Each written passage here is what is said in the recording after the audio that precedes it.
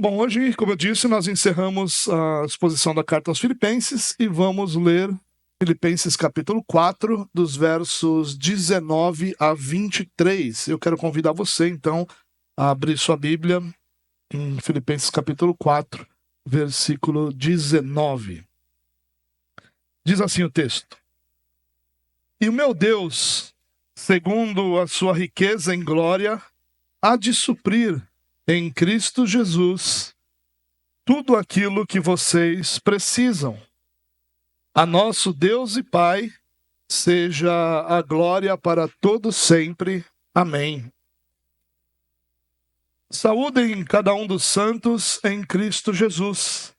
Os irmãos que estão comigo mandam saudações.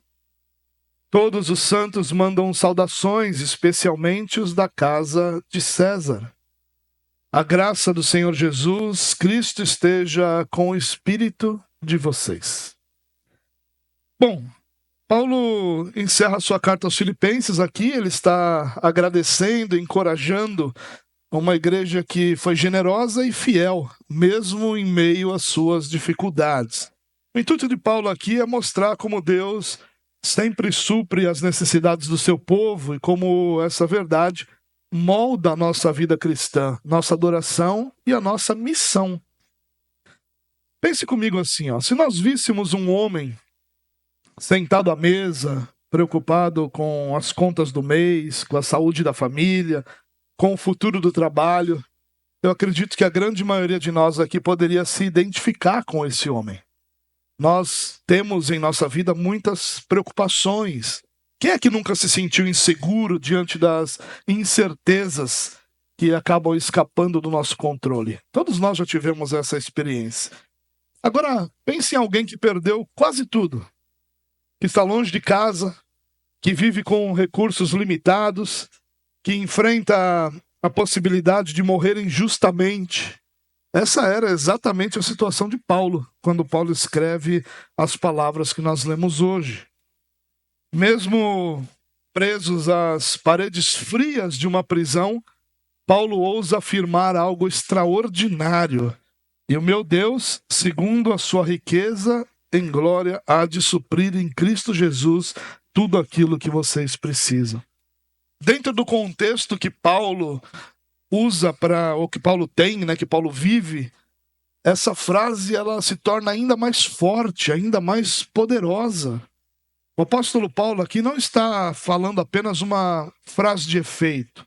O apóstolo Paulo está fazendo uma declaração de profunda fé, confiança e experiência na provisão do Senhor. Eu acabei de dizer a você que ele estava numa situação extremamente desconfortável, preso à beira do seu julgamento que poderia condená-lo à morte. Era uma prisão injusta e Paulo sabia disso. Longe de casa, longe dos amigos, longe das igrejas que ele amava, e a declaração de Paulo é que o meu Deus, ele diz, o meu Deus, segundo sua riqueza em glória, há de suprir em Cristo Jesus tudo aquilo que vocês precisam. Que tipo de esperança é essa? De onde vem tanta convicção diante das tempestades da vida? A carta aos Filipenses ela vai terminar com promessas que parecem grandes demais para o nosso cotidiano, mas que são reais e acessíveis a todo aquele que crê. E hoje, irmãos, pela graça de Deus, eu quero convidar você a que nós possamos enxergar a fidelidade de Deus, a beleza da comunhão cristã que Paulo está propondo aqui e o poder transformador da graça de Cristo. Tudo isso não para um futuro distante, mas para os desafios que nós enfrentamos hoje, para os desafios que nós enfrentamos agora.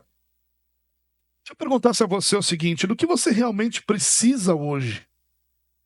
Ou perguntasse, o que de fato move seu coração? O que de fato provoca ansiedade em você? E quando a gente pensa nessas perguntas, talvez a gente precisasse de uma outra pergunta. Será que nós estamos dispostos hoje a ouvir o que Deus promete, e que nós sabemos que cumpre, de suprir muito além daquilo que nós enxergamos? Essa mensagem de Paulo, apesar de ser uma frase de efeito, uma frase motivadora, uma frase encorajadora, ela é uma frase que vai também nos confrontar. Vai nos confortar também, é lógico, vai nos encorajar também, mas acima de tudo vai nos lembrar que é uma fonte de provisão inesgotável, que Deus é nosso sustento em todas as circunstâncias da nossa vida, não somente quando nós estamos indo bem, mas Ele é o nosso sustento nos momentos de crise, de luta, de dificuldade. E é isso que Paulo vai nos ensinar em tão poucos versos. Bom, vamos dar uma olhadinha nesse texto. O verso 19 vai falar da promessa do suprimento diário. E ele começa dizendo assim, e o meu Deus, e aqui ele vai falar da fonte do suprimento. Ele diz que toda provisão vem do seu próprio Deus. É interessante que Paulo vai personalizar aqui seu testemunho. Ele não vai falar, olha, o nosso Deus, um Deus, o Deus de Israel. Ele vai dizer, o meu Deus. Ele está falando de uma experiência própria, de uma experiência próxima. Ele não está falando de teoria, mas de algo que ele sabe, que ele conhece. E Paulo vai apresentar aqui Deus como o dono de todo recurso, de toda misericórdia, mas também é alguém que é completamente digno de confiança. Alguém em quem o próprio Paulo podia confiar, porque ele já havia provado, experimentado repetidas vezes. E ele está falando para uma igreja que é a prova viva da provisão de Deus, porque a igreja aos Filipenses havia enviado a Paulo uma oferta que supriu as suas necessidades, quando Paulo estava numa das maiores crises da sua vida. Mas Paulo vai falar aqui também da medida do suprimento. Ele diz, olha, e meu Deus, segundo a sua riqueza em glória. Deus não supre de acordo com a nossa pobreza, mas de acordo com o seu próprio padrão de riqueza. Deus não está nos suprindo naquilo que nós imaginamos precisar, mas naquilo que Deus sabe que nós precisamos. A riqueza em glória aqui vai comunicar a ideia de abundância, de generosidade, ligada ao próprio caráter de Deus. A fonte não é limitada pelas circunstâncias. Deus não é limitado pelas circunstâncias. Nós somos. Nós somos extremamente limitados. As circunstâncias nos limitam. As circunstâncias colocam em nós limites. Mas Deus não tem esse limite. Deus não é limitado pelas circunstâncias. Mas Paulo vai falar também aqui do modo de suprimento. Ele diz que todo o suprimento é em Cristo Jesus. Olha que interessante isso, irmãos. Paulo deixa muito claro que toda a provisão está vinculada à obra e à pessoa de Cristo.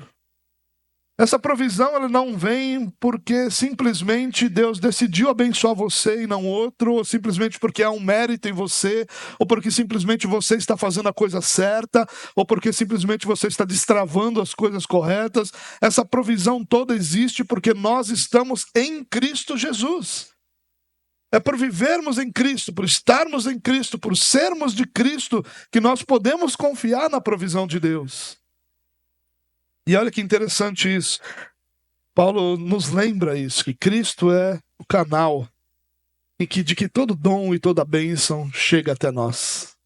Cristo é a razão do porquê nós podemos confiar no suprimento, na provisão de Deus. E claro que isso vai apontar para o Evangelho. Deus não nos dá arbitrariamente, mas nos dá em Cristo. Cristo é o mediador, Cristo é o mérito, Cristo é a razão da graça. É Cristo, é em Cristo que nós somos abençoados, é em Cristo que nós confiamos na nossa provisão. Mas Paulo vai falar também do alcance desse suprimento, quando ele diz, tudo aquilo que vocês precisam. Em algumas traduções vai dizer, cada uma das vossas necessidades. É interessante que Deus conhece todas as nossas necessidades. Quando nós falamos na exposição de Gênesis sobre a criação do homem, uma das coisas que mais, aliás, sobre a criação da mulher, uma das coisas que mais me chamou a atenção foi o fato de Deus mostrar uma necessidade que ninguém havia percebido ainda. Que nós, leitores, ainda não tínhamos percebido ao ler, e que o próprio Adão não tinha percebido. O fato de que era ruim que o homem estivesse só. Nós podíamos olhar para o Éden e dizer, olha, ele está no lugar mais incrível de toda a existência. O jardim perfeito, diante de animais perfeitos, alimentos perfeitos, flora perfeita, tudo perfeito, não havia uma única imperfeição no Éden. Numa única imperfeição no jardim. Todos os dias ele tinha a presença do Senhor, um relacionamento pessoal perfeito, e Deus diz assim, não é bom que o homem esteja só. O próprio homem não havia ainda percebido a necessidade que ele tinha. Nós, leitores, ainda não havíamos percebido quando lemos esse texto, porque nosso foco está no Éden. E isso é uma realidade para nós, irmãos. Quando nós olhamos para a nossa vida, nós não temos a real e completa noção das nossas verdadeiras necessidades. Nós imaginamos as nossas necessidades por aquilo que mais nos dói ou por aquilo que mais nos causa ansiedade. Mas nós nem sempre temos completa percepção das nossas reais necessidades. O que Paulo está dizendo aqui é que Deus tem uma completa e real percepção de quais são as nossas verdadeiras necessidades. Isso é algo que deveria acalmar o nosso coração, porque as nossas necessidades físicas, emocionais, espirituais, relacionais, sejam elas quais forem, Deus as conhece. Deus as sabe, mesmo que nós ainda não tenhamos percebido. Quantas vezes nós vivemos uma experiência, olhamos para trás e dizemos assim: olha, era isso que eu estava precisando e eu não tinha percebido isso. Não é? Às vezes, de repente, você vai na casa de um amigo, passa uma tarde lá ou uma noite lá, conversa, e você sai de lá e diz: olha, eu estava precisando disso, estava precisando desse tempo, desse bate-papo, mas você não tinha nem percebido. Você foi porque foi combinado, você foi porque marcou, você foi porque te convidaram, e você de repente sai de lá dizendo: eu precisava disso, obrigado Jesus, porque eu precisava desse tempo. Nós não sabíamos, mas Deus sabia. Essa é uma realidade que nós precisamos levar em conta, irmãos. Nossa percepção das nossas necessidades nem sempre são reais. Eu vou te dar um exemplo.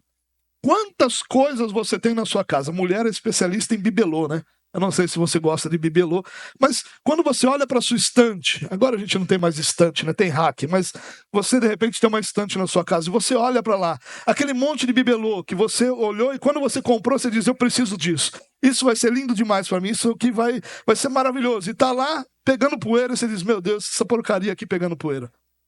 Quantas coisas você tem na sua casa que você imaginou que seriam fantásticas, que você não viveria sem, e agora estão apenas ocupando espaço e te dando trabalho para cuidar? Quantas? Por quê? Porque a sua percepção de necessidade nem sempre é correta. A nossa percepção de necessidade nem sempre é a realidade. Por isso que a nossa confiança precisa estar em Deus. Deus sabe o que nós precisamos.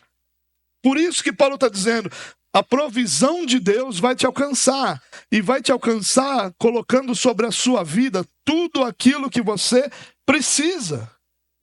E o que nós precisamos? De uma provisão de Deus que não apenas nos garanta conforto, mas de uma provisão de Deus que nos sustente em Cristo. De uma provisão de Deus que molde nosso caráter, de uma provisão de Deus que nos leve à semelhança de Jesus Cristo. É disso que nós precisamos. Por isso que muitas vezes aquilo que Deus nos concede é desconfortável. Quando você está doente, o que você precisa? Você precisa de um tratamento médico. Às vezes esse tratamento vai exigir injeção, às vezes vai exigir um medicamento que vai fazer mal para o seu sistema digestivo.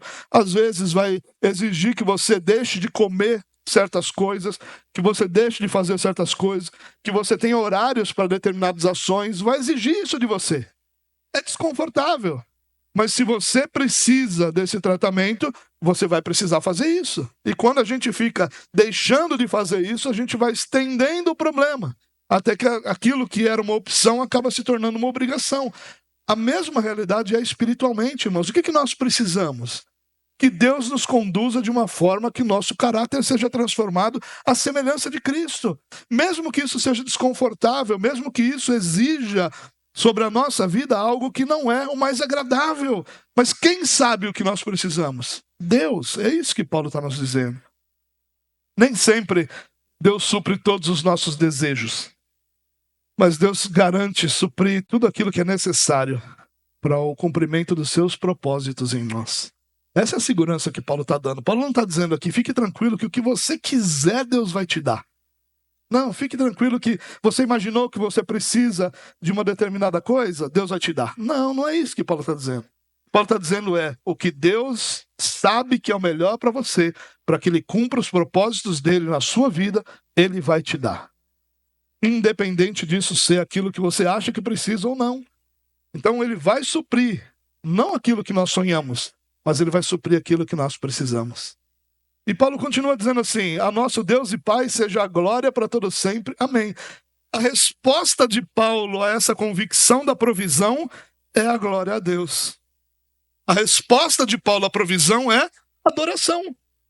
Ele aponta para o objetivo final de toda a bênção, a glória de Deus. Por que Deus nos provê?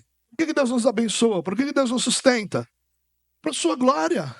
Para que Ele seja reconhecido como nosso Deus. Para que o seu poder, bondade e graça sejam exaltados diante do seu próprio povo. Paulo nos ensina a desfrutar da provisão divina, sim, mas sempre desfrutando em adoração, em gratidão, em devoção, não em orgulho, não em convicção de que nós somos aqueles que merecemos, porque nós estamos fazendo a coisa certa, porque nós sabemos a coisa certa, que nós caminhamos de forma certa, mas porque Deus é bom. Todo desfrute do que Deus tem dado tem que ser feito em gratidão e em devoção. É isso que Paulo está nos ensinando aqui. Olha que beleza isso, irmãos. Confie na provisão de Deus e faça com que essa provisão se transforme em gratidão, em devoção, em adoração. E aí ele vai para o final da carta, já para as saudações finais, onde ele diz: saúdem cada um dos santos em Cristo Jesus. Os irmãos que estão comigo mandam saudações. Todos os santos mandam saudações, especialmente os da casa de César. Paulo vai aqui valorizar a comunhão. Ele saúda cada um individualmente. Apesar dele não mencionar os nomes, ele diz: olha, saúdem cada um dos santos em Cristo Jesus. Paulo está dizendo aqui, olha, na igreja ninguém é apenas mais um. Todos eles são igualmente amados pelo Senhor. E Paulo, ao anunciar ou pedir que cada um seja saudado, ele está dizendo isso. Cada um de vocês é igualmente valioso, é igualmente importante, é igualmente amado. A menção aqui que Paulo faz individualmente a cada um é uma menção de não valorização como grandeza, mas de valorização como amor, como realidade. Isso é importante da gente pensar, irmãos. Ele diz: olha, os irmãos que estão comigo também mandam saudações. Não sou só eu que estou fazendo isso, mas os irmãos que estão comigo também percebem isso. E ele completa, né, ou vai de forma mais profunda: todos mandam saudações, especialmente os da casa de César. E esse caso de César aqui é uma expressão que tem algumas interpretações, né? Mas possivelmente, ou a interpretação mais próxima disso, é a ideia de que são aqueles que de alguma forma trabalhavam para César, ou trabalhava para o Império Romano. Isso, existiam milhares de pessoas que trabalhavam para o Império Romano naquela época. Porque se você contasse os soldados, só eles já eram milhares. Mas tem muitos outros ali que trabalhavam administrativamente, que trabalhavam de alguma forma no governo e no Império Romano. Mas a questão é que o fato de ter a casa de César ali vai mostrar o alcance do evangelho, irmãos. Mesmo dentro do império mais fechado, e ele usa César aqui. Por que ele não usa os que trabalham para o imperador? Porque a ideia de César é mostrar exatamente o alcance do evangelho. Porque a César se era devotada adoração. O imperador era reconhecido como alguém digno de adoração por muitos do Império Romano. Então a casa de César é a casa daquele que recebe adoração. E dentro da casa de César o evangelho chegou e resgatou muitos, salvou a muitos. A ideia aqui é mostrar o alcance do evangelho. E no contexto aqui do Império Romano, irmãos, a casa de César vai incluir uma vasta rede de funcionários, servos, soldados da guarda pretoriana, que possivelmente são os que mais tinham contato com Paulo, libertos e até escravos mesmo, que estavam ligados à administração imperial e à residência oficial do imperador. Ou seja, eram muitos que trabalhavam para o Império Romano, e o evangelho chegou lá. No lugar onde estava mais próximo de uma adoração idólatra, o evangelho chegou. E esses da casa de César, muitos possivelmente nunca conheceram Filipos, nem os filipeus crentes de Filipos, estavam enviando saudações porque sabiam que eram igualmente irmãos. Talvez eles estivessem em Roma, talvez fossem empregados imperiais convertidos, possivelmente eram, né? Um lembrete de que Deus supre e alcança em qualquer lugar, até em ambientes considerados hostis ao Evangelho. Não há limites para o Evangelho, irmãos. Não há limites para o poder, para a ação de Deus, nem na provisão para os seus, nem no alcance da salvação no Evangelho. Isso é uma lição valiosa demais para nós, encorajadora para nós. Deus provê a todos os seus, e Deus provê salvação em todos os lugares. O verso 23 diz assim: a graça do Senhor Jesus Cristo esteja com o espírito de vocês. Bom, Paulo vai encerrar, né, pronunciando uma bênção fundamental. Qual é a bênção fundamental para Paulo? A graça do Cristo. Que a graça de Cristo, ou do Senhor Jesus Cristo, esteja sobre vocês. E é interessante que Paulo usa Cristo Jesus o tempo todo. E aqui no final, ele vai falar da graça de Jesus Cristo. Ele diz, olha, que a graça de Jesus, a graça do nosso Salvador, essa é a bênção de Paulo, que ela alcance vocês, que ela esteja com o espírito de vocês. E quando Paulo fala com o espírito de vocês, o que ele está dizendo aqui? Ele está dizendo, olha, que essa graça seja tão profunda em sua vida, a ponto de tocar o teu interior, o teu coração, o teu ânimo, tua alma, teu espírito. Que ela te alcance profundamente, a ponto de te transformar. Não apenas uma graça comum que sustenta toda a humanidade, mas uma graça tão profunda que toque o profundo da sua alma, toque seu espírito, toque quem você é por completo. Ele começa a sua carta falando de graça. E ele termina a carta falando de graça, mostrando que a vida cristã do início ao fim depende da graça de Cristo Jesus. Essa é a grande beleza de Filipenses. O contexto não é o fundamental para Paulo. O fundamental para Paulo não é a circunstância, é a graça de Cristo Jesus. Eu queria terminar, meu irmão, esse nosso tempo juntos, trazendo algumas aplicações aí para a nossa vida. Eu chamei essa mensagem de entre correntes e coroas, porque Paulo está entre correntes e coroas.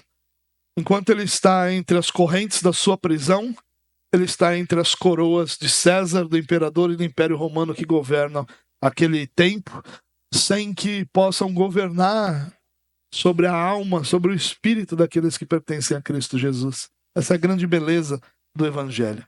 Primeira aplicação, irmãos, confie na provisão de Deus. Em tempos de crise ou de escassez, lembrar que Deus conhece e supre cada uma das nossas necessidades é o que nós precisamos. Porque isso vai gerar contentamento e descanso para a nossa alma. A gente precisa pensar nisso, irmãos. O que a nossa alma às vezes precisa é de descanso. E nossa alma só encontra descanso na certeza da provisão de Deus, na certeza da presença de Deus, na certeza da graça de Deus. É difícil a gente falar sobre provisão de Deus e não falar sobre George Miller.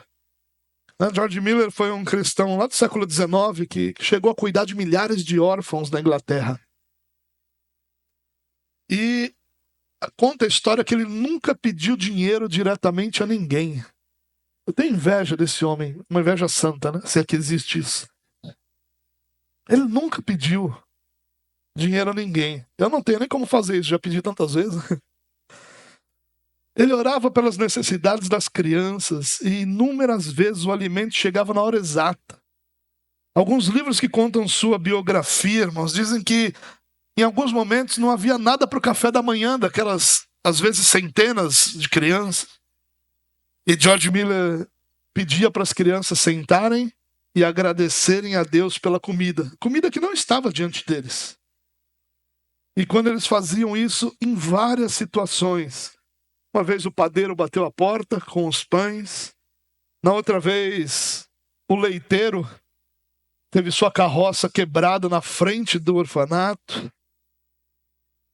Outras vezes, pessoas enviaram provisões, mas em todos os momentos Deus proveu, a ponto dele poder continuar essa sua obra com os órfãos, chegando a cuidar de milhares deles. Calvino disse que Deus nunca promete recursos de acordo com a nossa cegueira ou com o nosso murmúrio, mas conforme a sua sabedoria e a sua grandeza. Confie na provisão de Deus, irmãos. Deus não deixa que falte absolutamente nada que um filho de Deus precise. Nada. E quando eu digo nada, eu não estou falando de coisas. Eu estou falando daquilo que principalmente alimenta a nossa alma e transforma o nosso caráter, transforma, molda o nosso espírito. Às vezes as coisas vão faltar. Porque o que está precisando para nós, o que nós estamos precisando, o que está faltando para nós é a confiança. Então as coisas vão faltar para que aquilo que a gente realmente precisa seja nos dado, que é a confiança no Senhor. Confie na provisão de Deus, irmãos. Deus é aquele que sustenta os seus filhos do início ao fim. Aliás, esse é um ponto fundamental para nós. Nós cremos que Deus nos chamou por sua soberana graça. Uma decisão puramente no Senhor, estabelecida no Senhor. Não há nada em nós que fez com que Deus nos chamasse. E Ele nos chamou e nos deu a salvação. Mas da mesma forma como era impossível que nós alcançássemos essa salvação por nós mesmos, é impossível que nós nos sustentemos em nossa salvação. Por isso, um cristão que confia na provisão de Deus sabe que é Deus quem o sustenta durante toda a sua vida cristã, para que ele permaneça crente, para que ele permaneça firme, para que ele permaneça de pé, para que ele permaneça confiando no Senhor. A nossa salvação é do Senhor do início ao fim. Ele nos concedeu e é Ele que nos sustenta até que Ele a complete na glorificação para a glória de seu próprio nome. Segunda aplicação: seja desafiado a participar. Aliás, isso aqui foi a frase de Calvino, né? Seja desafiado, não é desafiado, a participar das necessidades de outros. Irmãos, pense comigo, Filipos não abrigava uma igreja rica. Filipos abrigava uma igreja atenta, uma igreja amorosa, uma igreja generosa. O que sobrava à igreja em Filipos, o que sobrava aos filipenses, não era dinheiro, era compromisso, era comprometimento, era uma igreja atenta às necessidades dos outros. Era uma igreja que amava os seus irmãos. Era uma igreja que era generosa com o pouco que tinha. Ninguém sozinho resolveria o problema ali. Ninguém sozinho era capaz de enviar a Paulo o que Paulo precisava. Mas juntos, eles vão suprir essa necessidade. A ponto de, quando Paulo escreve uma carta aos filipenses, ele mencionar tamanha generosidade dos filipenses. Martin Lloyd-Jones disse o seguinte: a nossa generosidade deve ser a demonstração prática do Evangelho. A verdadeira fé sempre se manifestará em ações concretas em favor do próximo. Que o Senhor nos desafie, irmãos, a podermos participar das necessidades uns dos outros. Nós vivemos num tempo de extrema independência e isolamento. E por mais que as redes sociais nos permitam enxergar o mundo inteiro, elas têm nos afastado uns dos outros. Elas têm feito com que pessoas não estejam mais juntas, porque nós temos enxergado o virtual como algo que é a mesma coisa do presencial. E não é. Estar com pessoas, ou é aquilo que mantém a nossa atenção viva, que nós percebemos, porque quando eu converso com você, por mais do que alguns poucos minutos, uma coisa eu tenho certeza que vai acontecer: aquilo que está no nosso coração chegará à língua, chegará à boca. É impossível que nós conversemos honestamente e que o que está no nosso coração não seja transformado em palavras. Então a gente só consegue enxergar as necessidades uns dos outros quando nós estamos juntos. A vida na internet é bela demais. É uma vida filtrada. Você já viu como as pessoas são bonitas na internet? E você as encontra pessoalmente e diz: é você mesmo? É? Hoje tem tantos filtros ali que você vai botando filtro em cima de filtro e você vai ficando o galão da novela, né? Mas a vida não é tão bela assim. Isso tem suas utilidades. As utilidades comerciais disso são inúmeras, são incontáveis, são excelentes. Muitas pessoas estão conseguindo hoje ter uma realidade financeira diferente por conta da internet. Não há nenhum problema nisso. O problema é que lá não está a vida real. Lá o que está no nosso coração não chega à boca. O que chega à boca é um script pronto. E nós precisamos ser desafiados a participar das necessidades uns dos outros. E nós não conseguimos se nós não estamos juntos. Em terceiro lugar, viva para a glória de Deus. Cada bênção, irmãos, deve se traduzir em louvor, em ações de graça. A nossa vida precisa apontar para a suficiência do Pai, para a bondade do Pai. Nós precisamos, quando a gente fala de viver para a glória de Deus, irmãos, nós não estamos falando de viver uma vida monástica, uma vida onde absolutamente tudo deve ser jogado fora, porque agora eu vivo contemplando a glória do Senhor. Não. Uma vida para a glória do Senhor é onde cada pequeno momento aponta para a suficiência de Cristo, onde cada pequeno momento é sustentado pela bondade, pela graça, pela fé que nós temos no Senhor. Bavinck vai dizer o seguinte, que o crente existe, vive e trabalha apenas para Deus. Tudo mais é meio para este fim. Olha que beleza isso. O crente existe, vive e trabalha apenas para Deus. E tudo mais é meio para esse fim. Então, claro que nós temos que viver a vida que o Senhor nos concedeu, trabalhando, fazendo aquilo que são os nossos dons, talentos, que são as nossas responsabilidades, mas tudo isso fundamentado na confiança que nós temos no Senhor, e tudo isso apontando, não para o nosso talento, não para a nossa capacidade, mas apontando para a graça de Deus sobre nós. Isso é viver para a glória de Deus, irmãos. Em último lugar, aliás, em penúltimo lugar, valorize a comunhão, valorize seu irmão. Irmãos, o Evangelho ele rompe barreiras sociais, barreiras políticas, barreiras religiosas. Imagine você comigo uma orquestra sinfônica. Você talvez já tenha visto uma orquestra sinfônica se apresentando ainda aqui em vídeo. Cada músico tem um instrumento diferente. Tem partituras próprias do seu instrumento. Mas sob a regência do maestro, eles vão produzir juntos uma só música. E a beleza está em cada um fazer a sua parte sob a regência do maestro. É o que torna essa música bela. Agora imagine que no meio dessa orquestra um decide tocar sozinho. Um não gostou daquela música e decide tocar outra música.